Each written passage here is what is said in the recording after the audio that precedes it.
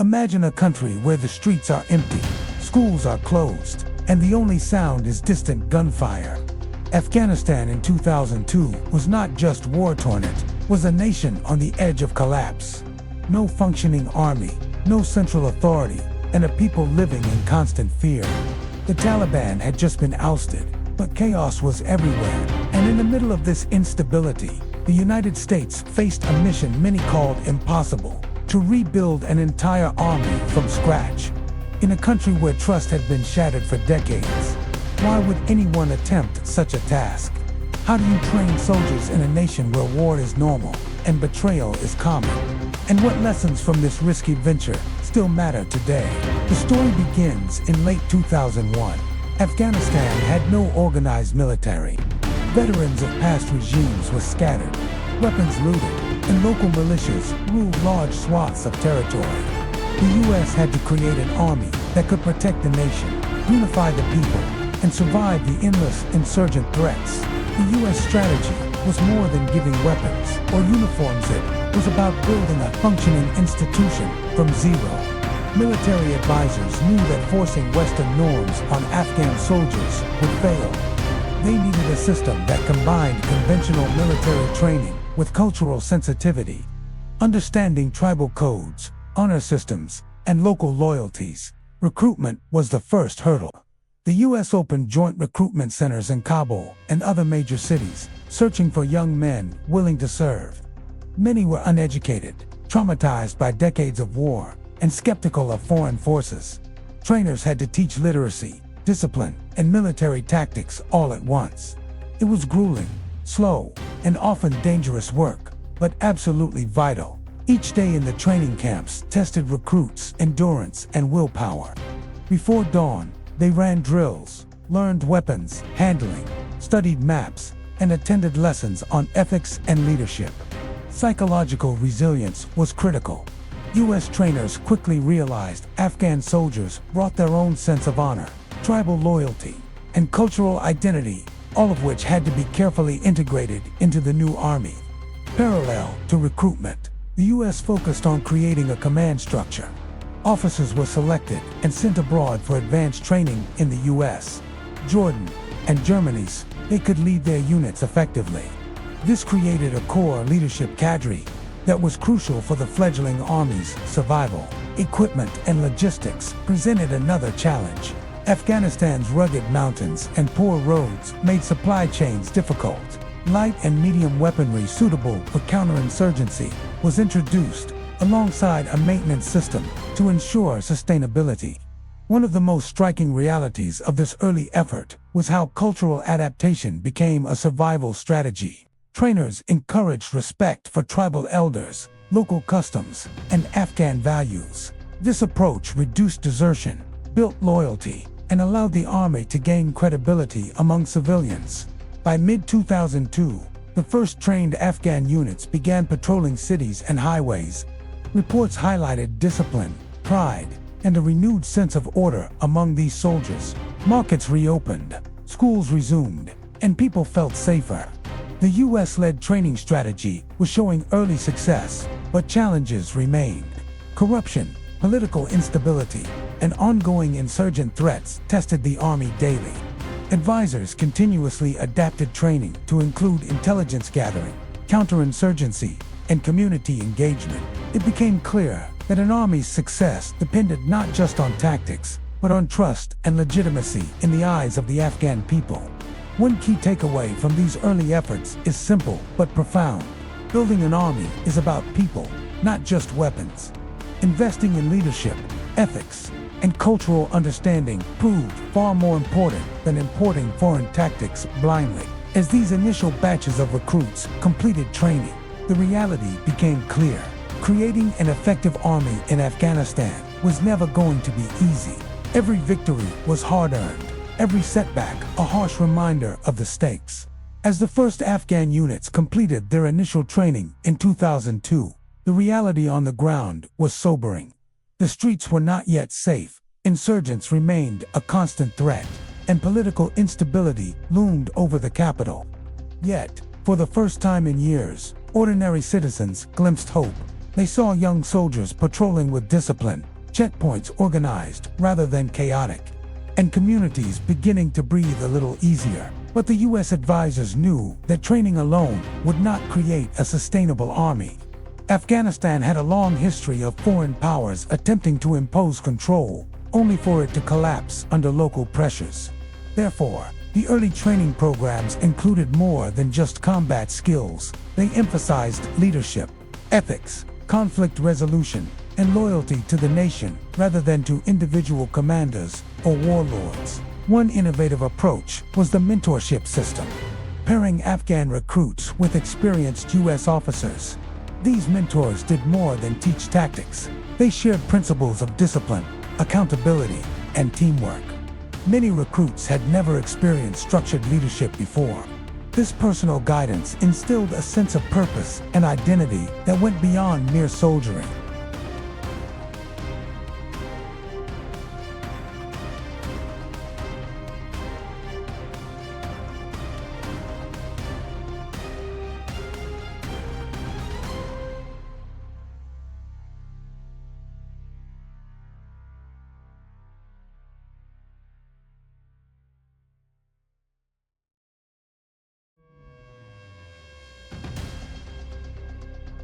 Training camps also became sites for social transformation. Recruits were taught basic literacy and numeracy, often for the first time in their lives. Education went hand in hand with military training, helping soldiers understand orders, maps, and logistics. Over time, these skills would allow Afghan units to operate independently, plan missions, and maintain equipment without constant U.S. supervision. Another critical challenge was building specialized units. While basic infantry training was essential, the U.S. understood that counterinsurgency required skilled teams, medics, engineers, communications experts, and intelligence officers. Programs were developed to train these specialists, both in Afghanistan and abroad. These units became the backbone of operational effectiveness, capable of responding to complex threats in a country with rugged terrain and fragmented insurgent networks. Logistics remained a nightmare. Afghanistan's mountains, deserts, and poorly maintained roads made moving troops and supplies extremely difficult. Every fuel shipment, every ammunition crate had to be carefully planned and often escorted through dangerous territory. US advisors introduced systems for tracking supplies, maintaining vehicles, and ensuring that soldiers could fight effectively even in remote areas. One of the most fascinating aspects of this early effort was the psychological and emotional resilience required from both U.S. trainers and Afghan recruits. Soldiers were constantly exposed to violence, poverty, and political uncertainty. Training emphasized not just tactics, but mental toughness, teamwork, and problem-solving under pressure. Success was measured not only in military victories, but in the soldiers' ability to remain committed and disciplined amid adversity. By late 2002, the first wave of trained Afghan units began participating in joint patrols with coalition forces. These patrols were both practical and symbolic. Practically, they enhanced security along key roads and in cities. Symbolically, they demonstrated to the Afghan public that their army could operate independently and responsibly. For many citizens, seeing their fellow countrymen in uniform inspired trust and a renewed sense of national pride.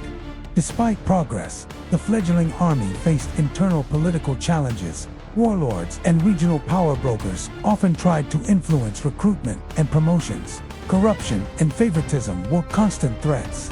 US advisors responded by emphasizing transparency, merit-based promotions, and the importance of loyalty to the Afghan state rather than to individual power centers. This approach slowly began to create a sense of institutional integrity, although it was far from perfect. In addition to practical training, the U.S. also worked to instill a sense of purpose and identity. Soldiers were taught the importance of protecting civilians, respecting human rights, and serving their country with honor. These lessons were reinforced through ceremonies, rewards, and community recognition. Over time, recruits began to see themselves not just as fighters, but as builders of a new national institution. Technology played a surprisingly important role. Early Afghan units received communications equipment, GPS devices, and basic surveillance tools. Training included how to use these devices effectively, coordinate with other units, and report intelligence accurately. This technological proficiency allowed even small units to operate efficiently and maintain situational awareness in complex environments. The U.S. strategy also emphasized flexibility and adaptation. Afghan recruits came from diverse backgrounds with varying levels of education, tribal affiliations, and combat experience. Trainers learned to adapt lesson plans, drills, and leadership exercises to meet the needs of each unit. The result was a system that could rapidly respond to challenges on the ground while maintaining consistent standards of professionalism. By the end of 2002, the Afghan Army had grown substantially, both in numbers and capabilities. Reports indicated that units were capable of conducting independent patrols, responding to insurgent attacks, and maintaining checkpoints without constant U.S. oversight. While the road ahead remained difficult, the foundation had been laid for a professional military force. The reality, however, was clear. Success depended not only on training, but on ongoing support, political stability, and the ability to integrate with Afghan society. Every soldier trained represented a small victory, a step toward security and national unity. But the larger challenge of building a sustainable military remained daunting. This early phase of U.S. involvement in 2002 set the tone for the years to come. It demonstrated that rebuilding an army in a country emerging from decades of war was possible, but only through patience, cultural sensitivity, and a relentless focus on leadership and ethics. For viewers intrigued by the next chapters, how these early units faced insurgent threats, political upheavals, and further international involvement, make sure to visit the channel for the continuation of this series. The journey of the Afghan Army is far from over, and the lessons from 2002 are just the beginning. By early 2003, the U.S. trainers realized that building an Afghan army wasn't a short-term mission, it was a generational task. The optimism of 2002 slowly met the weight of reality. Recruits who had once been motivated by patriotism began facing fear, exhaustion, and temptation. The insurgency that many believed had been defeated was quietly reorganizing across the border.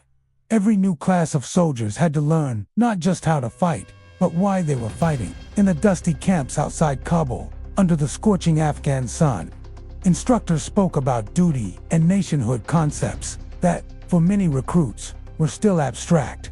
Afghanistan had been divided for so long by tribal lines and ethnic rivalries that the idea of one united army felt foreign. This was the core challenge. The U.S. wasn't only training soldiers, it was trying to build a sense of national identity. American advisors often said, "We can teach tactics in weeks, but loyalty takes years." Daily life in training camps was harsh. Recruits woke before dawn, performed physical drills, cleaned weapons, and attended tactical briefings. Food was simple rice, lentils, bread, and medical facilities were limited.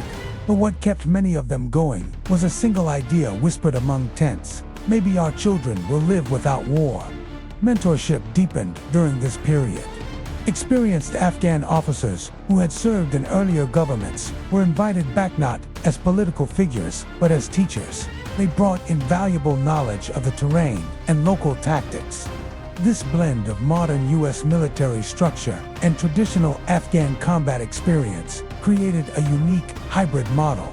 In the field, the first small victories began appearing. Newly trained Afghan units successfully secured key stretches of the Kabul-Kandahar highway. Convoys moved more freely, trade slowly revived, and for the first time in years, civilians could travel without constant fear of roadside ambushes. These stories spread across villages, motivating more young men to enlist. Still, progress came at a cost. Insurgent attacks targeted recruitment centers and supply depots.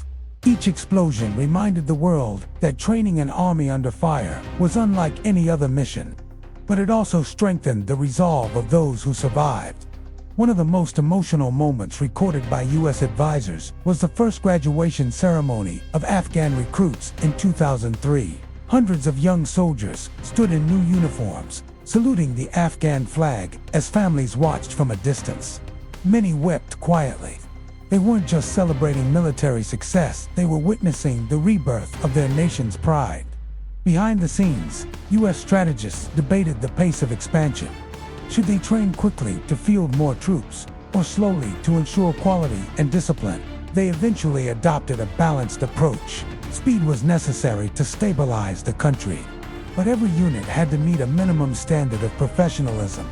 This period also saw the birth of the Afghan National Army Training Command, an institution designed to coordinate all military education under Afghan leadership. It symbolized the gradual transfer of ownership from U.S. control to Afghan command. Advisors began stepping back, guiding rather than dictating. This shift was crucial for long-term independence. To support morale, the U.S. introduced programs for family welfare and soldier pay systems to reduce corruption and desertion. Soldiers who felt their families were safe were more likely to stay in service. Paychecks, though modest, became lifelines for communities devastated by decades of poverty. Media played a subtle yet powerful role. Local radio stations broadcast stories of Afghan soldiers defending villages, escorting humanitarian convoys, and rebuilding schools. These narratives slowly changed public perception. For years, armed men had represented fear, but now, uniformed soldiers began to symbolize security and progress. Still, beneath the optimism lay hard truths. Equipment shortages, corruption, and uneven regional recruitment persisted. Some provinces supplied hundreds of recruits, while others resisted, viewing the central government with suspicion. To address this, the U.S. encouraged a diverse recruitment policy, ensuring representation from every ethnic group, Pashtun, Tajik, Hazara, Uzbek, to foster national unity within the ranks. Training doctrine also evolved.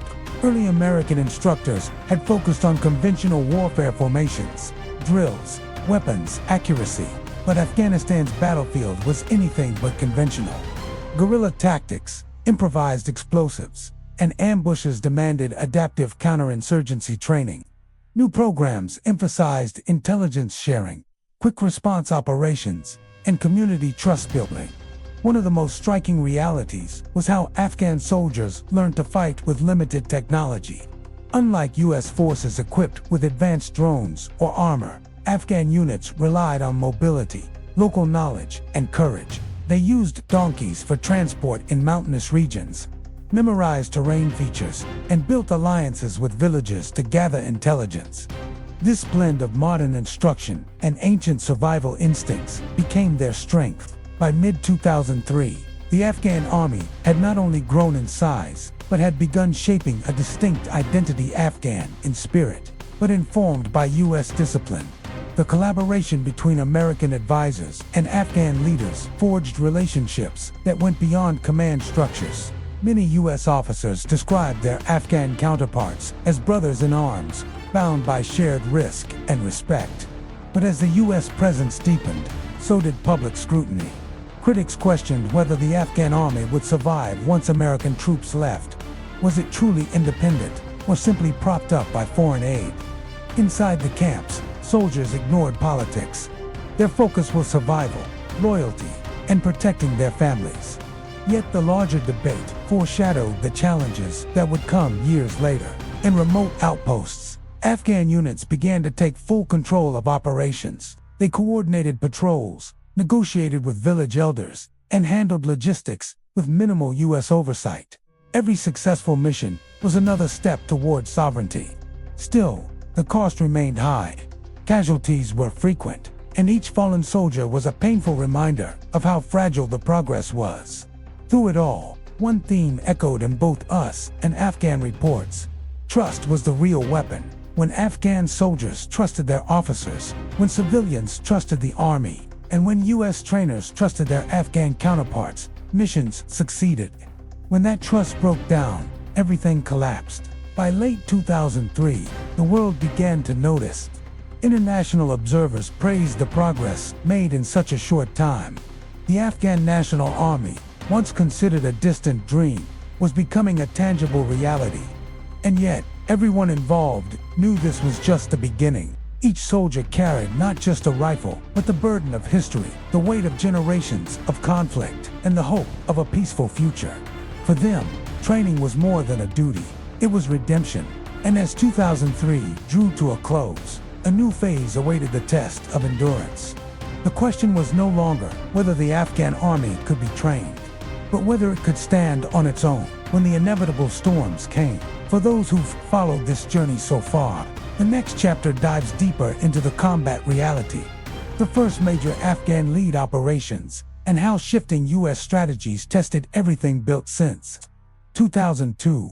If you're ready to see how these soldiers faced their hardest trials, by 2004, Afghanistan stood at a crossroads. The early phase of building an army had succeeded in numbers, but now came the real test. Could the Afghan forces actually lead?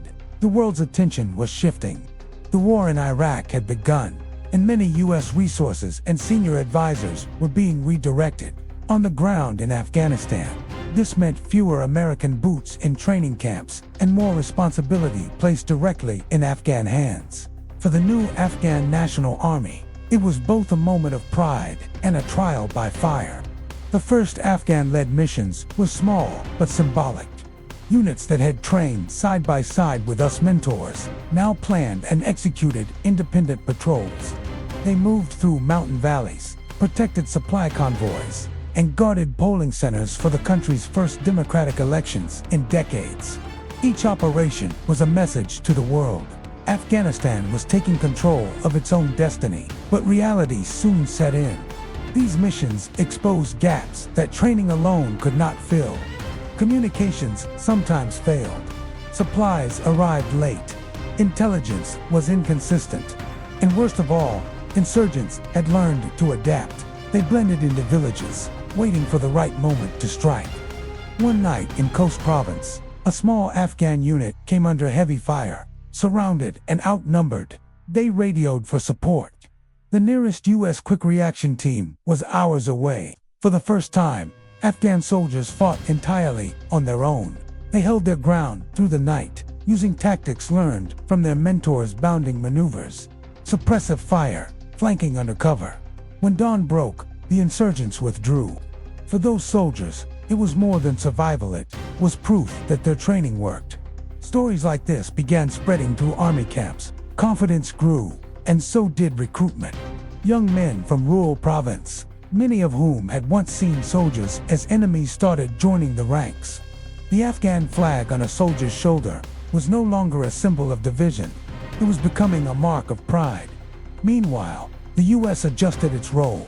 Instead of direct command, American advisors now worked as embedded training teams. Entities, small groups that lived, trained, and fought alongside Afghan units. Their mission was simple: guide quietly, advise constantly, and let Afghan officers make decisions.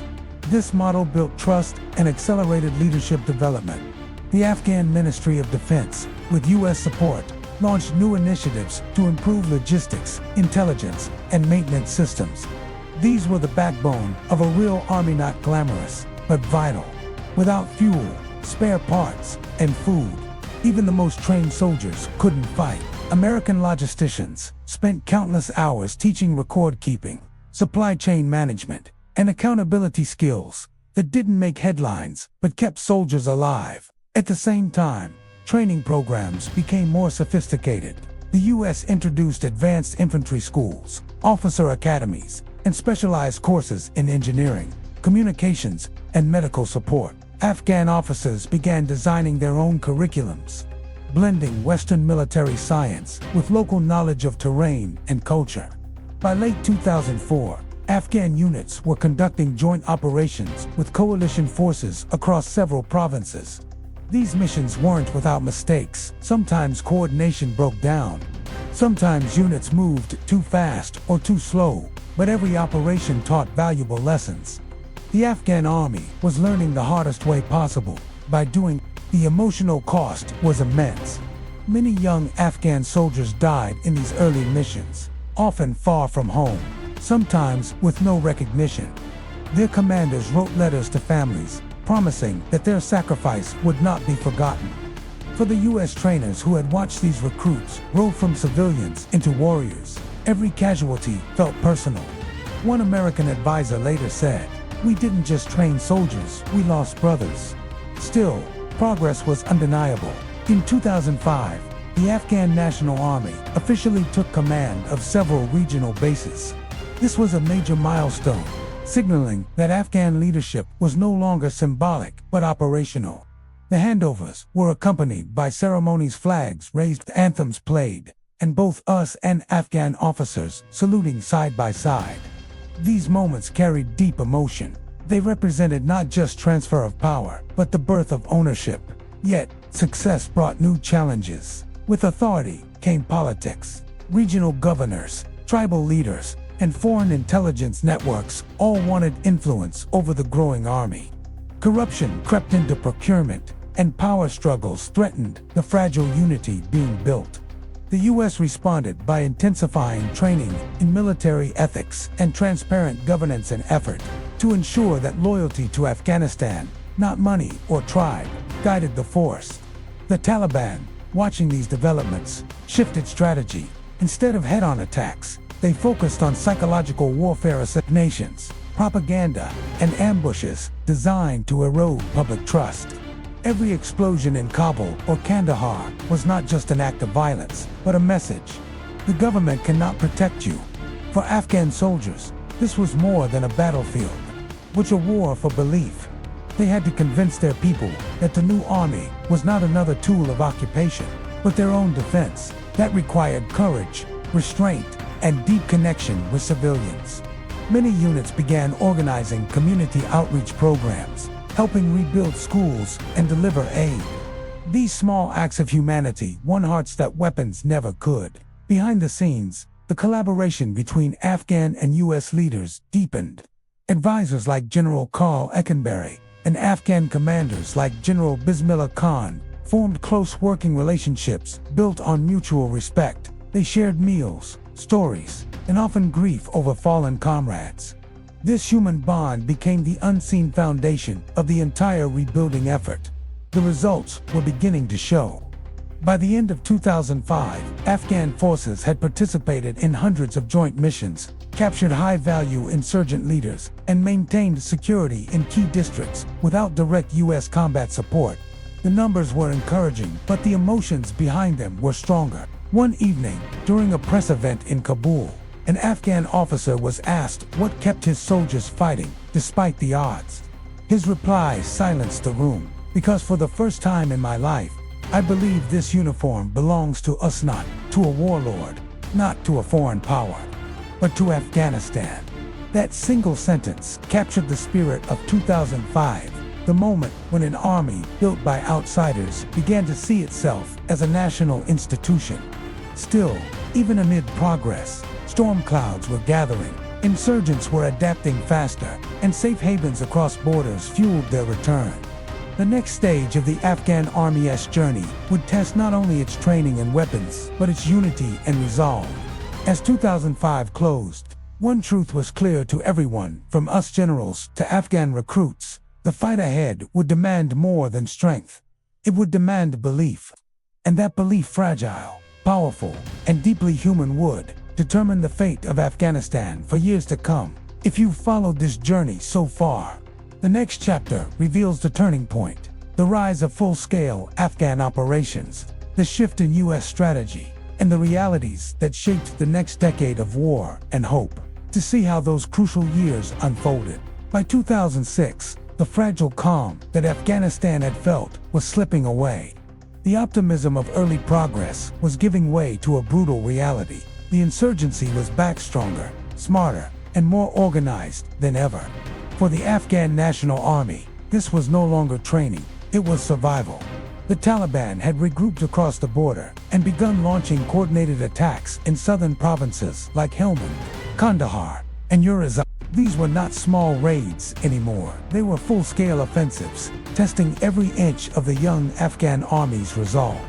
In dusty forward bases, Afghan commanders received chilling intelligence. Insurgent forces were advancing in convoys, armed with new weapons and guided by experienced tacticians. The war was evolving. The question was whether the Afghan army could evolve fast enough to match it. This was the moment the US and NATO decided to expand their mission. The International Security Assistance Force, ISAF, initially focused on Kabul, now extended across the country. British, Canadian, Dutch, and American troops worked alongside Afghan battalions in a new era of joint operations. But unlike before, Afghan soldiers were no longer just students, they were partners on the battlefield. Each mission tested everything they'd learned. Patrols through Helmand's green zones turned into ambushes. Convoys hit by roadside bombs had to make split-second decisions under fire. In those moments, it was not about training manuals, it was instinct, courage, and the belief that what they were fighting for mattered. Many US advisors later said this was when Afghan soldiers truly earned global respect. They fought with limited equipment, old rifles, and worn-out boots, but with unmatched determination. One American sergeant recalled, they'd run toward the gunfire, not away from it. They weren't just learning anymore, they were leading.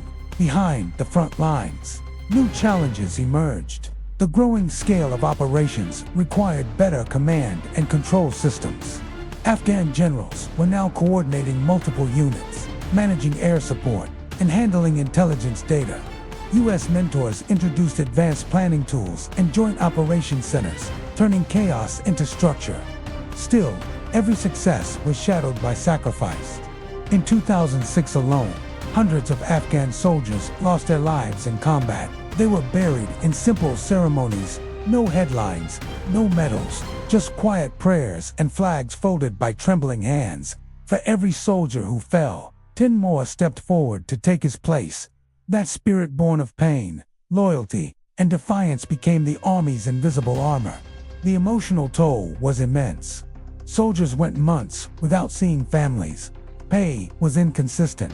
Some units lacked proper housing, surviving in tents during harsh winters. Yet morale somehow held. Officers motivated their troops, not with promises of reward, but with words of pride. If not us, who will protect Afghanistan? NATO's involvement brought new dynamics. European forces introduced additional training, technology, and air support, but they also brought different rules of engagement, languages, and priorities. Coordinating between Afghan units and multiple NATO contingents was complex, but it also exposed Afghan commanders to international military standards. By 2007, the Afghan National Army had grown to over 40,000 soldiers. They were fighting side by side with some of the world's most advanced militaries. The difference was, stark NATO soldiers had armored vehicles and night vision, while many Afghan troops still relied on courage and grit. But shared battlefields forged deep bonds. One joint mission in Kandahar became legendary. An Afghan platoon, pinned down by enemy fire, called for air support. A NATO aircraft arrived, but instead of directing the strike, the Afghan officer coordinated it himself, flawlessly. For the first time, a mission executed under Afghan leadership ended in complete success. That single operation became a turning point, proved to everyone that the Afghan army was no longer dependent, it was competent. Yet, even amid battlefield victories, deeper cracks began to show. Corruption and politics seeped into promotions and procurement. Some commanders grew powerful and untouchable. The US recognized the danger and launched programs focused on integrity, transparency, and merit-based leadership. But Afghanistan's complex tribal politics made reforms slow and fragile. The Taliban exploited every weakness. They targeted supply routes, assassinated local officials, and used propaganda to portray the Afghan army as puppets of foreign powers. They spread rumors that the government would abandon soldiers once the Americans left. It was psychological warfare at its most brutal. To counter this, Afghan officials launched Operation Omad-e-Hope in 2007, a campaign aimed not only at defeating insurgents, but rebuilding public trust. Soldiers rebuilt bridges, protected markets, and escorted doctors to rural clinics. These actions slowly changed perceptions. Villagers began providing intelligence, guiding soldiers through hidden routes, and refusing to shelter insurgents. Amid the chaos, stories of heroism emerged. In one battle near Musa Qala, An Afghan sergeant single-handedly held a position against dozens of Taliban fighters, buying time for civilians to evacuate. He was later found wounded, but alive, refusing evacuation until his men were safe. His story spread through military camps, reminding every recruit why they were there to defend not just land, but lives. By 2008, the Afghan Army was a different force. It had matured through fire, disciplined, adaptable, and proud. American officers noticed a shift in attitude. Recruits no longer asked, "Will we win?" They asked, "When do we start?" Still, the challenges were far from over. The insurgency was gaining external support. Sophisticated roadside bombs, coordinated attacks, and propaganda videos became daily realities. Every victory was followed by a new test. But now, Afghan soldiers didn't wait for backup. They took initiative, planned ambushes, and led night raids with growing confidence. One Afghan general described the transformation perfectly. "We were students in 2002. We became soldiers in 2005. But by 2008, we were warriors fighting for our own soil." This period also marked a shift in U.S. perception. Reports from the Pentagon highlighted Afghan progress not as a side note, but as a strategic success. For the first time, Afghan-led missions outnumbered joint ones. The narrative was changing from dependency to partnership. Yet, the weight of the mission was still immense. Every success was fragile, every setback amplified. The Afghan army had grown stronger, but the country around it remained volatile. Peace was still distant, and the cost of maintaining stability was rising. By the end of 2008, Afghanistan had an army that could fight, but still struggled to sustain itself without international funding and logistics. It was a bittersweet reality: independence in courage, dependence in structure. But the soldiers on the front lines didn't think in geopolitical terms. They thought about tomorrow's patrol, their families back home, and the hope that their sacrifices might build something lasting. For the Afghan people, the army had become more than a fighting force. It was a symbol. It represented the idea that no matter how many times the country fell, it could stand again. And as the sun set over the mountains of Helmand, soldiers cleaned their rifles, looked toward the horizon, and prepared for another day, knowing the world might forget their names, but their fight would echo through history. For viewers following this incredible journey, the next chapter explores the critical turning point: the U.S. troop surge, expanded Afghan command, and the rise of nationwide operations from 2009 onward. To see how this young army faced its greatest test yet, visit the channel for the next video and witness the chapter where courage met chaos.